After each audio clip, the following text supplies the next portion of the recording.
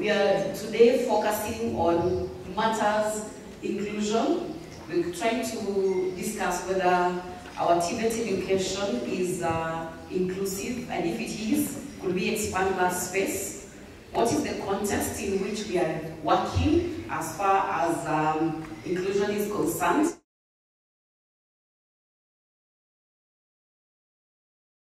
Can you include somebody before you include yourself?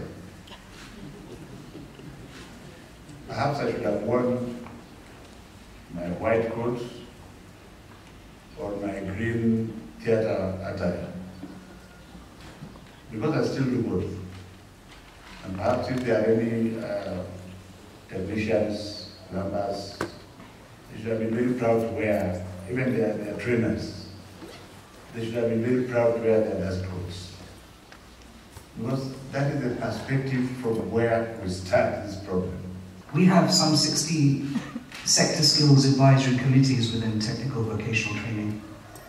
And this is the precursor to inclusion, because all stakeholders come together to identify the technical needs analysis, the occupation standards, the curriculum, the work integrated learning standards, the assessment standards. There should be a seamless growth and continuity of our children, and therefore the engagement that we have today.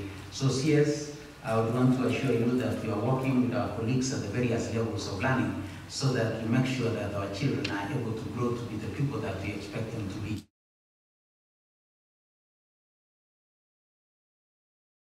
We actually had an incident, I won't mention which county, where a trainee with a disability said, I went to a special primary school, my certificate reads special school. I went to a special secondary school, my certificate reads special. I don't want to go to a special TTI because there will be no special job. So now I want to go to an ordinary TTI so that I can be like everybody else. That is food for thought. When exclusion and marginalization takes place, then you lose some of the opportunities that the youth would have accessed in terms of developing soft skills, in terms of developing technical skills.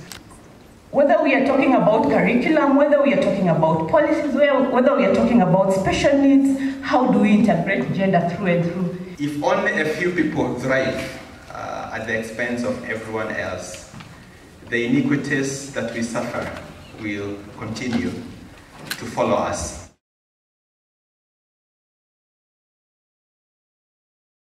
Acknowledging everyone is different and advocating for equity, to respect the natural order of the society, which is the family. Bringing the various people on board. There may be advantage, there may be disadvantage. Most standards are being turned away. Sometimes the BOM members actually saying, oh, this school we cannot have, such. Sometimes it's the teachers saying we don't have the capacity, So for me, to a large extent, is the implementation, but also very closely related to the budget issues. Cultural and attitude change. When you go to a school and you are told masonry is only for boys, so girls should not join masonry. So you have that the culture that the girls should not do masonry at all. So you remain that way. So the parents also should learn to educate their children well, and also the public and the society at large. The way we do our instruction, it's a bit of exclusive. So yes, which encompasses the way we do the instruction, the question of our curriculum.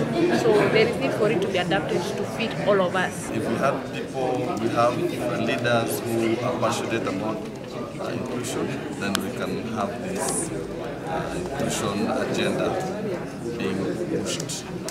On our definition of inclusion, it was involvement of all interested. We also defined it as the nexus between equality, equity, and liberation across all groups and cultures, for example, gender and social groups.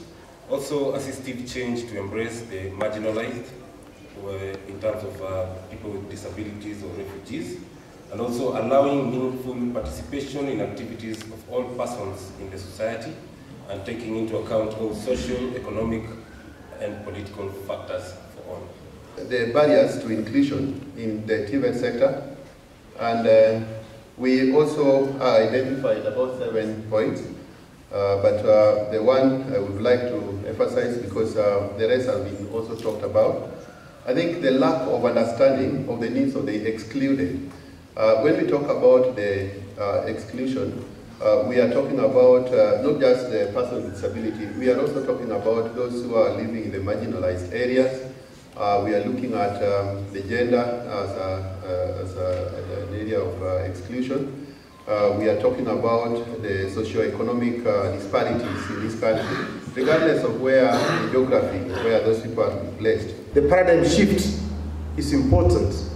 The youth are not seated here today. There are few. I was with them in my group there. But we need to look at them more differently. We're not designing things for them from a problematic perspective. I think we need to see things from abundance view and eye. That they have so much, we just need to tap into it. They are a huge resource for us. And TVET provides that space for us to be able to get youth as a resource, but not a problem to be solved.